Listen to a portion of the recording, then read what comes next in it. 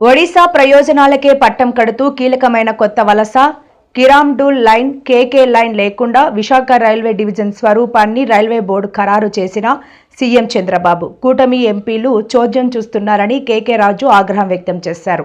విశాఖ జిల్లా పార్టీ కార్యాలయంలో ఆయన మీడియాతో మాట్లాడుతూ డివిజన్కి కూడా చాలా నష్టం జరుగుతుంది. ముఖ్యంగా ముఖ్యమంత్రి చంద్రబాబు నాయుడు గారు కానీ ఈ కూటమి ప్రభుత్వంలో ఉన్న భాగస్వాములుగా ఉండి కేంద్రంలో మంత్రులుగా ఉన్న ఆంధ్రప్రదేశ్ రాష్ట్రానికి సంబంధించిన కేంద్ర మంత్రులు కానీ ఏమాత్రం కూడా రాష్ట్ర ప్రయోజనాలు పట్టకుండా నిర్లక్ష్య ధోరణితో వ్యవహరిస్తూ ఈరోజు ఈ ప్రాంతానికి అన్యాయం జరుగుతుంటే మొద్దు నిద్రపోతున్నారనే దానికి నిదర్శనం ఈరోజు ఈ రైల్వే జోన్కు సంబంధించి ఈ డివిజన్లు విభజించిన విధానం.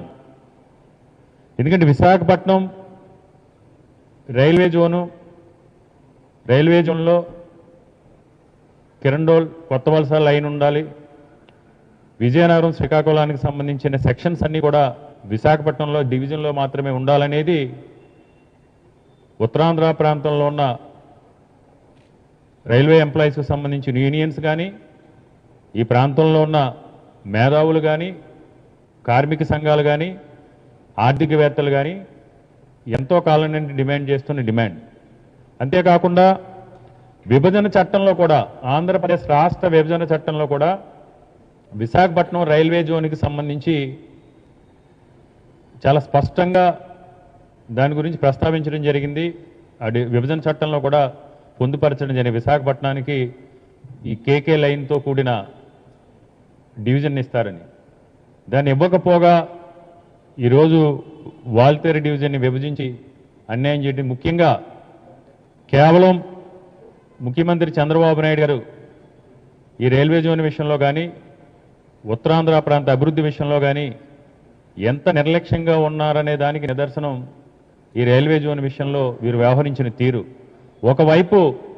ఒకవైపు ఒడిశాలో అధికారంలో ఉన్న బీజేపీ ప్రభుత్వం ఢిల్లీలో కూర్చుని ఆ రాష్ట్రానికి ప్రయోజనం ఉండే విధంగా, ఒరిస్సా రాష్ట్రానికి ప్రయోజనం ఉండే విధంగా పూర్తిగా కేంద్ర ప్రభుత్వం మీద ఒత్తిడి తీసుకొచ్చి అన్ని రకాలుగా కూడా ఈ రైల్వే డివిజన్ విభజన వల్ల ఆ ఒరిస్సా రాష్ట్రానికి పెద్ద ఎత్తున ప్రయోజనం చేకూరే విధంగా ఈరోజు ఈ డివిజన్ని విభజించడం జరిగింది.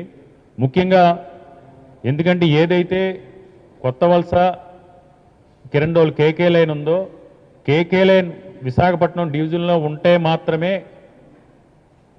ఈ రైల్వే డివిజన్ వల్ల మనకు ప్రయోజనం ఉంటుంది, ఉపయోగం ఉంటుంది. ఆర్థికంగా సూపర్ 6 సూపర్ సక్సెస్ తో అన్ని వర్గాల సంక్షేమమని రాష్ట్ర బీసీ సంక్షేమ శాఖ మంత్రి సవిత అన్నారు. ఈ మేరకు ఆమె మీడియాతో మాట్లాడుతూ సూపర్ 6 హామీలతో ప్రజలు సంతోషంగా ఉంటే వైసీపీ నేతలు చూడలేకపోతున్నారు అని తెలిపారు.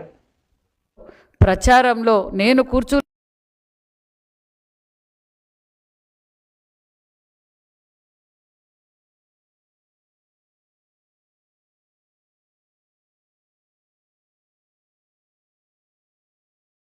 ఆ మాట నిలబెట్టుకున్న ప్రభుత్వం కూటమి ప్రభుత్వం.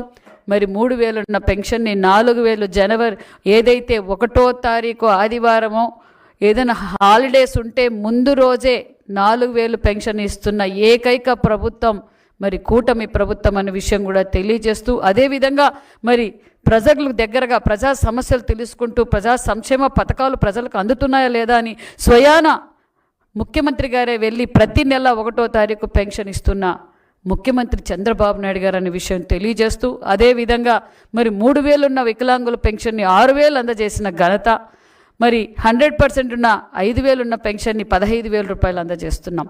అంతేకాకుండా మరి తల్లికి వందనం. ఇంట్లో ఎంతమంది బిడ్డలుంటే అంతమందికి, అంటే విద్య విలువ తెలిసిన విద్యాశాఖ మంత్రి గారు రాష్ట్ర ఆర్థిక పరిస్థితి బాగులేకపోయినా లేదు, విద్యకు ప్రాధాన్యత ఇవ్వాలి, ఎవరూ డ్రాప్అవుట్స్ కాకూడదు, పిల్లలు తల్లి ప్రేమ ఒకరికే పరిమితం కాకూడదన్న ఉద్దేశంతో ఇంట్లో ఎంతమంది బిడ్డలున్నా అంతమందికి తల్లికి వందనం అందజేసిన ప్రభుత్వం కూటమి ప్రభుత్వం అనే విషయం కూడా మీకు తెలియజేస్తున్నాం. అంతేకాకుండా మరి అన్నదాత సుఖీభవ అందజేశాం. మేము ఏదైతే ఎన్నికల సమయంలో యువగలం అధినేత నారా లోకేష్ బాబు గారు మాట చెప్పారో ఆ మాట నిలబెట్టుకుని మెగా డిఎస్సి 16,000 పోస్టులు అందజేసిన ప్రభుత్వం. అంతేకాకుండా పోలీస్ డిపార్ట్మెంట్ కానిస్టేబుల్స్ కూడా సుమారుగా 5,000 మందికి పోస్టింగ్ ఇచ్చాం. అంతేకాకుండా మరి ఈరోజు ఎన్ఆర్జీఎస్ ద్వారా కూడా మరి ప్రతి గ్రామాల్లోనూ మరి ఈరోజు సీసీ రోడ్లు, డ్రైనేజీలు వేస్తున్నాం, బీటీ రోడ్లు వేస్తున్నాం, ఆర్ఎంబి పార్ట్ హోల్స్ పూర్తి చేశాం. దానితో పాటు మరి ఎన్నికల సమయంలో మేమేదైతే మాట చెప్పామో మరి జగన్ భూచట్టాన్ని రద్దు చేశాం. అదేవిధంగా తాతల ముత్తాతల కాలం నుంచి వచ్చినప్పుడు వారి ఆస్తులు గౌరవంగా రాజముద్రతో ఉండాలే తప్ప రంగుల పిచ్చితో మరి ఫోటోలు పిచ్చితో మరి గత ప్రభుత్వం ఏం చేసిందో మనం అందరం చూసాం. అదేవిధంగా మొన్నటి రోజున రాష్ట్ర వ్యాప్తంగా మరి రాజముద్ర వేసి గౌరవంగా దేశ గౌరవాన్ని పెంచే విధంగా మరి రాజముద్ర వేసి రైతన్నలకు ప్రతి ఒక్కరికి పాస్బుక్లు కూడా అందజేశామన్న విషయం కూడా మీకు తెలియజేస్తూ, అంతేకాకుండా మరి ఉచిత ఇసుక అన్నాం, ఉచిత ఇసుక అందజేశాం. ఎక్సైజ్ పాలసీ అన్నాం, మరి ఎక్సైజ్ పాలసీని అమలు పరిచామన్న విషయం కూడా మీకు తెలియజేస్తూ, అంతేకాకుండా మరి ఒక పక్క సంక్షేమ పథకాలన్నీ అమలుపరుస్తూ, ఒక పక్క ఉపాధి చూపిస్తూ, ఒక పక్క సంపద సృష్టిస్తున్నామన్న విషయం కూడా మీకు అందరికీ తెలియజేస్తున్నాం. ఒక పక్క మరి 108లు కూడా ఈరోజు ప్రజలకి సౌకర్యంగా మరి ఫోన్ చేసిన ప్రభుత్వ వైఫల్యాలను ప్రజల్లోకి బలంగా తీసుకెళ్లేందుకు పార్టీ శ్రేణులంతా ఐక్యంగా పనిచేయాలని వైఎస్ఆర్సీపీ నేతలు పిలుపునిచ్చారు. క్షేత్రస్థాయిలో పార్టీని మరింత బలోపేతం చేయడమే లక్ష్యంగా ముందుకు సాగాలని స్పష్టం చేశారు. బుధవారం విజయనగరంలోని జే కన్వెన్షన్ మైదానంలో వైఎస్ఆర్సీపీ జిల్లా అధ్యక్షుడు మజ్జి శ్రీనివాసరావు ఆధ్వర్యంలో జిల్లా విస్తృత స్థాయి పార్టీ సంస్థాగత నిర్మాణ కార్యక్రమం ఘనంగా నిర్వహించారు. ఈ జిల్లాలో సుమారుగా 4 లక్షల కార్యక్రమాలు సంతకాలు సేకరించాం. దాని పెద్ద ఎత్తున కార్యక్రమాలు చేశాం. గ్రామ స్థాయి నుంచి, మండల స్థాయి నుంచి, నియోజకవర్గ స్థాయి నుంచి జిల్లా స్థాయిలో పెద్ద ఎత్తున ర్యాలీలు జరుపుకున్నాం. ఈ జిల్లాలో ఇవాళ అంత పెద్ద ఎత్తున విజయవంతమైనందుకు ఈ వేదిక ద్వారా ప్రతి వైఎస్ఆర్ పార్టీ నాయకులు, కార్యకర్తలకి, ఈ జిల్లాలో పాల్గొన్న ప్రతి ఒక్క ప్రజలందరికీ కూడా మీ ద్వారా, ఈ వేదిక ద్వారా ప్రతి ఒక్కరికి కూడా పేరు పేరున శిరస్సు వంచి నమస్కరిస్తూ ఇంత పెద్ద ఎత్తున విజయవంతం చేసినందుకు. దానికి కారణం వైఎస్ఆర్ పార్టీ నాయకులు, కార్యకర్తలు ఎప్పుడు ప్రజల పక్షాన్ని పోరాడుతూ ఉంటాం, ప్రజల పక్షాన్ని నిలబడతాం. ఇవాళ అదే కాదు, మీ అందరికీ తెలుసు ఈ ప్రాంతంలో ముఖ్యంగా రైతాంగం ఉన్న ప్రాంతం. ఇవాళ ఈ రైతాంగం ఉన్న ప్రాంతంలో, ఈ ప్రాంతంలో రైతుల కోసం ఎన్ని కష్టాలు పడుతున్నారో వైఎస్ఆర్ పార్టీ 5 సంవత్సరాల కాలంలో ప్రతి ఒక్కరు కూడా ఎంత ఆనందంగా ఉన్నారో మనందరికీ తెలుసు. ఇవాళ విత్తనం నాటిన దగ్గర నుంచి పంట కొనుగోలు వరకు ఆనాడు జగన్మోహన్ రెడ్డి నాయకత్వంలో, పెద్దల నాయకత్వంలో ఇవాళ ఇటీవల ఎదురుగా ఉన్నారు. వారు ఆనాడు వ్యవసాయ శాఖ మంత్రిగా సుమారు 2.5 సంవత్సరాలు చేశారు. గుసా కన్బాబు గారు ఇవాళ మనం ముందున్నారు. వారి నాయకత్వంలో ఆనాడు చేశాం. ఆనాడు రైతుల పక్షాన్ని నిలబడ్డాం. రైతులకు ఏంటి కావాలంటే ఆ కార్యక్రమాన్ని చేశాం. కానీ ఈనాడు ప్రభుత్వం అనేక కష్టాలు, ఇబ్బందులు పడతా ఉన్నారు. అనేక విషయాలను ప్రజలందరూ చర్చిస్తారు, అనేక విషయాలు మాట్లాడదాం. ఈ ప్రభుత్వ వైఫల్యాలు కానీ ఇవాళ ఈ జిల్లాలో తెలుగు అనుబంధ విభాగాలు వేసుకున్నాం. 27 అనుబంధ విభాగాలకు కూడా పూర్తి స్థాయి కమిటీని వేసుకోవాలి. దానికి సంబంధించి ఇక్కడ ఉన్న మరి వైఎస్ఆర్ పార్టీ నియోజకవర్గ 7 నియోజకవర్గ ఇన్ఛార్జ్ అందరూ ఉన్నారు. వారందరూ కూడా ఈ తొలక సహాయ సహకారాలతో ఖచ్చితంగా దాన్ని పూర్తి చేసుకుని విజయనగరం జిల్లా రాష్ట్రంలోనే ప్రథమంగా ఉంది. పెద్దలు బొత్స సత్యనారాయణ గారి నాయకత్వంలో ఖచ్చితంగా ఈ జిల్లా సంస్థాగతంగా బలోపేతంగా ఉన్నాం అని చేసుకోవడానికి ఇవాళ ఈ కార్యక్రమాన్ని చేసుకున్నాం. ఇవాళ 7 నియోజకవర్గాలకు సంబంధించిన ముఖ్యమైన నాయకులు, కార్యకర్తలు అందరూ మీరు అందరూ ఇక్కడ ఉన్నారు. మీ గ్రామాల్లో కానీ, మీ మండలాల్లో కానీ ఖచ్చితంగా దీన్ని బలోపేతం చేసుకోవడానికి దానికి ప్రాథమికంగా అన్ని కార్యక్రమాలు కూడా ఇవాళ విశదీకరిస్తారు. ఖచ్చితంగా ప్రతి ఒక్కరు కూడా సుశక్తంగా అక్కడ నిలబడిన వాళ్ళందరూ కూడా అక్కడికి వచ్చి కూర్చోండమ్మా. అక్కడ నిలబడిన వాళ్ళందరూ చేసేసుకోండి. ఇంకా ఎవరైనా చేసుంటే చేసేయండి. ప్రతి ఒక్కరు కూడా దీన్ని బలోపేతం చేసుకోవడానికి వారు ఒక్కొక్కటి చెప్తారు. పూర్తి స్థాయిలో క్షుణ్ణంగా వినండి. ప్రతి కార్యక్రమాన్ని గ్రామ స్థాయిలో ఏ రకంగా నియామకం చేసుకోవాలి, మండల స్థాయిలో ఏ రకంగా నియామకం చేసుకోవాలి, రేపు రాబోయే కార్యక్రమాల్లో వారందరినీ ఎలా భాగస్వామ్యం చేసుకోవాలి, వారందరికీ కూడా రాబోయే కార్యక్రమంలో పార్టీ ఎంత భాగస్వామ్యం ఇవ్వబోతుంది, ప్రతి కార్యకర్తని కూడా వైఎస్ఆర్ పార్టీ ఏ రకంగా వారిని రాబోయే ప్రభుత్వంలో మనం మళ్ళీ ప్రభుత్వం వస్తే వారు ఏ రకంగా ఇన్వాల్వ్ చేయబోతుందనే విషయాన్ని ఖచ్చితంగా మీ అందరికీ తెలియజేస్తారని చెప్పి మీ అందరికీ. లక్నోలో జరుగుతున్న అఖిల భారత సభాపతుల సమావేశం శాసనసభ స్పీకర్ అయ్యన్న పాత్రుడు సంచలన వ్యాఖ్యలు చేశారు. నో వర్క్స్ నో పే అనే విధానం చట్టసభల్లోనూ రావాలని ఆయన అన్నారు. దానికి అనుగుణంగా చట్టం చేయాలని, దానికి సభాపతుల సదస్సులో తీర్మానం చేయాలని ఆయన ప్రతిపాదించారు. కొంతమంది శాసనసభ్యులు ఈనాటి వరకు కూడా ఒక్కరోజు కూడా అసెంబ్లీకి రాలేదు సార్. దీన్ని మీరు గమనించవలసిన అవసరం ఉందని చెప్పి మన సందర్భం చేస్తాను. ఒక్క చర్చలో కూడా పాల్గొనలేదు. అది చాలానట్టు సభకు అసలు హాజరు కాని సభ్యుల్లో ఎక్కువ మంది క్రమం తప్పకుండా వేతనాలు తీసుకున్నారు. Without doing duty they taking salaries. How it is possible sir? So నేను ఈ విషయంలో మీకు మనసు అందజేసినట్టే, సభకు అసలు హాజరు కాని సభ్యుల్లో ఎక్కువ మంది క్రమం తప్పకుండా వేతనాలు తీసుకుంటున్నారు, బత్యాలు మాత్రం తీసుకుంటున్నారు. ఒక సభాపతిగా నాకు ఎంతో వేదన కలిగిస్తున్న విషయం ఇది. ఇలాంటి నైతిక ప్రవర్తనతో ప్రజల దృష్టిలో సులకన కాకుండా ఎలా ఉండగలుగుతారు? ఈ రకమైన అనైక్యత ప్రవర్తన ఎలా సమర్థించగలుగుతామని చెప్పి ఒకసారి మీ అందరూ కూడా ఆలోచన చేయవలసిన అవసరం ఉంది. మనం చేస్తున్నాను. ఈ రకమైన వ్యవస్థలో శైలిని నిషేధించే నిబంధనలు లేవు కాబట్టి మరొక మార్గం చూపించాలని చెప్పి లోక్సభ స్పీకర్ గారికి ఈ సభాముఖంగా మనం చేసుకుంటున్నాం సార్. ఇది కేవలం ఆంధ్రప్రదేశ్ శాసన వ్యవస్థకు సంబంధించిన సమస్య కాదు. ప్రజలు ఇలాంటి ఉదాహరణ చూపించి ప్రజలందరినీ ఒకే ఘాటను కట్టకూడదు. ప్రజల నుండి వచ్చే విమర్శల నుండి ఎవరికీ మినహాయింపు ఉండకూడదని చెప్పి ఈ సందర్భంగా అమలు చేస్తున్నాను. ఈ విషయంలో సార్ నా వైపు నుంచి 2 సూచనలు చేయదలుచుకున్నాను. ఒకటి, సభకు హాజరు కానిటువంటి వారిని నో వర్క్ నో పే,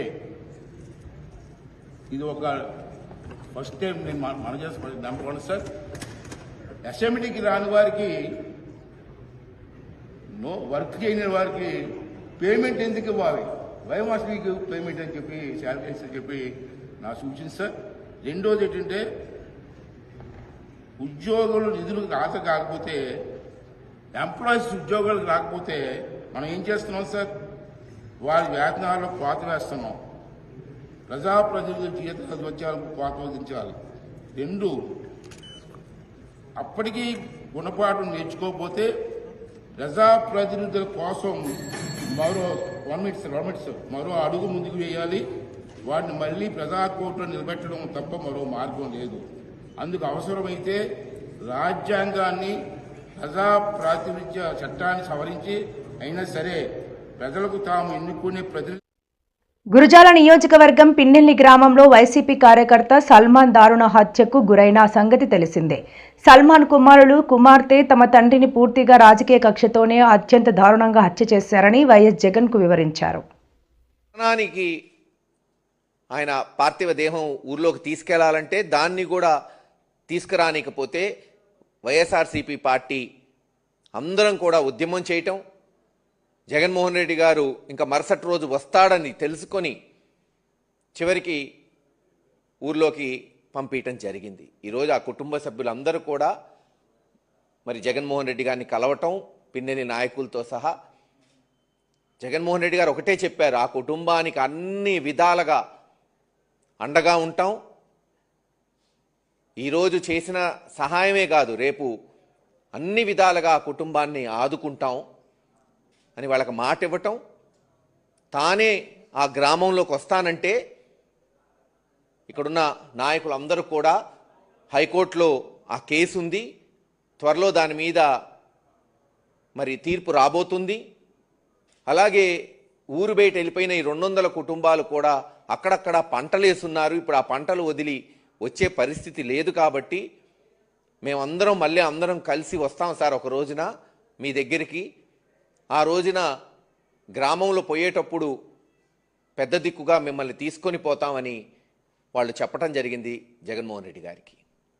అందుకే రేపు ఆదివారం సాల్మన్ గారి దినం.